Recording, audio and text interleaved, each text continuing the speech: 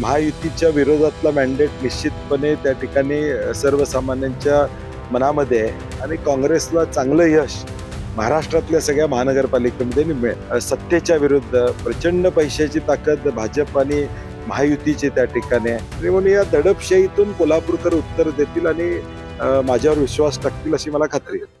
प्रचंड उत्साहात महाराष्ट्रामध्ये मतदानाची सुरुवात झालेली आहे. काही ठिकाणी तांत्रिक अडचणी असल्या तरी परंतु लोक सकाळी अगदी 7:30 वाजल्यापासून लाईन लावून मतदान करतायत. महायुतीच्या विरोधातला मॅन्डेट निश्चितपणे त्या ठिकाणी सर्वसामान्यांच्या मनामध्ये आहे आणि काँग्रेसला चांगलं यश महाराष्ट्रातल्या सगळ्या महानगरपालिकेमध्ये मिळेल. तर तुम्ही रात्री एक भावनिक साथ घातली, मी एकटा लढतोय, मला साथ द्या. नाही, वस्तुस्थितीनं मी खरंच सांगितले की बाबा या कोल्हापूरमध्ये महाराष्ट्रामध्ये महायुती वेगवेगळी लढते, फक्त कोल्हापूरमध्ये ते एकत्र आलेले आहेत कोल्हापूरकरांच्या भीतीमुळं. आणि म्हणून आज एकटी लढाई या सत्तेच्या विरुद्ध प्रचंड पैशाची ताकद भाजप आणि महायुतीची त्या ठिकाणी आहे. दडपशाही आहे. म्हणजे काल तर आमच्याच कार्यकर्त्यांना अगदी अटक करण्यापर्यंत वेळ आली होती. मी स्वतः तिथे गेल्यावर सगळं थांबलं. म्हणजे शेवटच्या 24 तासात किमान आमच्या 5-25 कार्यकर्त्यांना उचलून न्यायचं हा प्रयत्न काल झाला, तो आम्ही हाणून पाडला. कारण की शेवटी लोकशाही आहे. मतदानाच्या आदल्या दिवशी अगदी उमेदवाराच्या नवऱ्याला सुद्धा त्या ठिकाणी नेण्याचा प्रयत्न झाला. आणि म्हणून या दडपशाहीतून कोल्हापूरकर उत्तर देतील आणि माझ्यावर विश्वास टाकतील अशी मला खात्री आहे. हे सगळं सत्ता असताना हे सगळं करण्याची का वेळ आली? नाही, मी तेच म्हणतो ना, एवढी सत्ता आहे तुम्हाला, तुम्ही एवढं चांगलं काम केलं असशीला तर हे दडपशाहीचं राजकारण करू नका ना. पावड्याच्या एका मतदान केंद्रावर तासभर मतदान मशीन बंद होते, 2 मशीन बदलावे लागलेले आहेत, अशी परिस्थिती सध्या दिसते. नाही तेच मी म्हणलं की काही तांत्रिक काही ठिकाणी अडचणी आलेल्या आहेत, परंतु त्याच्यामध्ये ताबडतोब प्रशासनानं त्याची दखल घेऊन त्याची सुरुवात केलेली आहे. हे होतंय, परंतु आता मतदान 5:30 हा महत्वाचा विषय आहे. त्याच्या आधी जास्तीत जास्त लोकांनी मतदान करावं असं माझं आव्हान असणार. नाही, सकाळपासून मी अगदी 6 वाजल्यापासून प्रत्येक भागातून रिपोर्ट घेतोय. टेबल आमचे टाकले गेलेले आहेत, बूथ आमचे टाकले गेलेले आहेत. कार्यकर्ते उत्साहात आहेत की एका बाजूला ही सगळे मंत्री, अगदी मुख्यमंत्री उपमुख्यमंत्री सुद्धा कोल्हापुरात आले. इथल्या स्थानिक नेत्यांच्यावर जनतेचा विश्वास नाही, त्यांनी येऊन विश्वास द्यावा. एवढी वेळ महायुतीवर त्या ठिकाणी आली तरी देखील या एकाएकी लढाईत कोल्हापूरकर निश्चितपणे माझ्या बरोबर आणि आमच्या बरोबर राहतील याची मला खात्री. एक प्रश्न उपस्थित केला होता व्हिडिओच्या माध्यमातून. मुख्यमंत्री सगळीकडे फिरत होते, एक वेगळ्या पद्धतीचा प्रचार. जे प्रश्न त्यांना विचारणं अपेक्षित होतं तसे प्रश्नच त्यांना विचारले गेले आहेत. नाही, पत्रकार परिषद त्यांनी घेतलीच नाही, स्क्रिप्टेड इंटरव्ह्यूज त्यांचे झाले. त्यामुळे नेमका महाराष्ट्रातल्या तुम्ही वर्षभराचा पंचनामा जो पारदर्शकपणे त्यांच्या माध्यमातून झाला असता जर पत्रकार समोर असते, परंतु पत्रकारांच्यावर ते काय प्रश्न विचारतील गॅरंटी नसल्यामुळं स्क्रिप्टेड मुलाखती त्यांनी दिल्या महाराष्ट्रभर. नवीन एक मशीन जे जोडलेलं आहे, नाही, मला वाटतं निवडणूक आयोगानं आज ईव्हीएम मशीन आणले जातात, त्याची पडताळणी केली जाते, राजकीय पक्षाचे कार्यकर्ते जातात.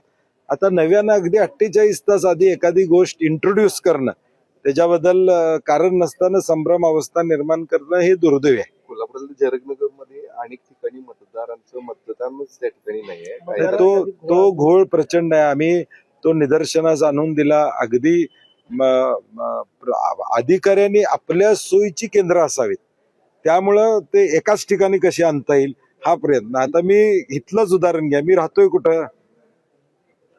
कुठं आणि माझं मतदान आहे कुठं. म्हणजे मी राहतोय कसबावाड्याच्या एका टोकाला आणि आता माझं मतदान आहे दुसऱ्या टोकाला. म्हणजे आज सामान्य माणसानं चालत इथपर्यंत याचं का?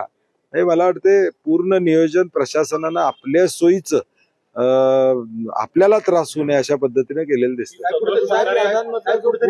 सर्वसामान्यांना फटका बसलाय, पण मंत्री आणि आमदारांना सुद्धा तो फटका बसलाय. मुंबईमध्ये, नवी मुंबईमध्ये अनेक आमदारांची नावच नाही, त्यामुळे आता हे प्रकरण आता समोर यायला लागले तरी सुद्धा नाराजी व्यक्त केली.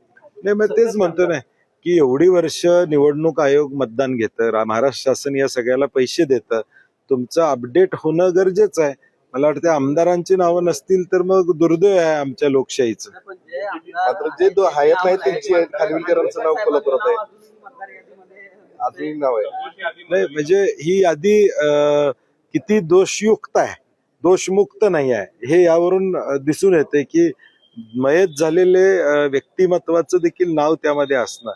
मला वाटतं निवडणूक आयोगाचं आता काय शेवटच्या 5:30 पर्यंत उमेदवार घरला जाऊ शकतोय, तरी बरं त्यांनी सांगितलं नाही की आणखीन काय नवीन सांगितलं नाही, रात्रभर सुद्धा फिरू शकतो म्हणून सांगितलं नाही. नशीब आमचं. मुख्यमंत्र्यांनी हे तुमच्यावरती टीका करणं दोघांनी टाळलेलं आहे. कशा पद्धतीने या नाही कारण ते आले होते तेवढ्यासाठीच ना, आले होते. मी मगाशी म्हणलं तसं कोल्हापुरातल्या स्थानिक भाजप, शिवसेना, राष्ट्रवादी नेत्यांची त्या ठिकाणी विश्वास कोल्हापूरकरांना देण्या एवढं या ठिकाणी विश्वास राहिलेला नाही, आणि म्हणून या दोघांना यावं लागलं की आम्ही आहोत त्यांच्या पाठीमागे सांगण्यासाठी. परंतु हे दोघं आले तरी कोल्हापूरकर सुद्ध नाहीत, ते माझ्या बरोबर आणि काँग्रेस बरोबर या ठिकाणी राहतील ह्याचा मला विश्वास आहे. कोल्हापुरामध्ये मॅजिक महानगरपालिकेचं रिडक्शन काय? नाही, चांगलं यश मिळेल. म्हणजे तुम्हाला आता एक लक्षात आलं असेल, नगरपालिका नगरपंचायत म्हणजे 20-22% मतदान हे काँग्रेसला पडलं. या राज्यामध्ये विरोधी पक्षाची भूमिका कणखरपणे कोण मांडत असेल महायुतीच्या विरुद्ध, तर ते काँग्रेस मांडतं. हे लोकांच्या मध्ये आता सेट झालेलं आहे, आणि त्यामुळे यावेळी देखील आमचा मताचा टक्का वाढेल, नगरसेवकांचा आकडा देखील वाढलेला दिसेल. मॅजिक फिगर गाठणार नाही, माझे बहुमत, स्पष्ट बहुमत कोल्हापूरमध्ये 100% आम्हाला त्या ठिकाणी येणार. इचलकरंजीमध्ये आम्ही शाहू आघाडी म्हणून इचलकरंजीमध्ये लढलेलो आहोत. आम्हाला तिथं देखील विश्वास आहे. वातावरण तिथं देखील चांगलं आहे. काल देखील रात्री मी 12-1 वाजेपर्यंत इचलकरंजीतल्या लोकांशी बोलत होतो. त्यांनाही कॉन्फिडन्स आहे, कारण की तिथं मूळ भाजप आणि नवीन भाजप यांच्यातला संघर्ष आहे. आता मूळ भाजप सतरंजा उचलते आणि नवीन भाजप खुर्चीवर बसलेला आहे. त्यामुळे आता त्याचाही उद्रेक आम्हाला इचलकरंजीमध्ये पाहायला मिळेल.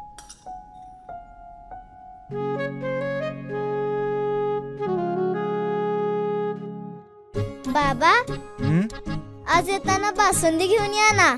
अगं, कालच आपण आईचा वाढदिवस होता म्हणून आणली होती ना.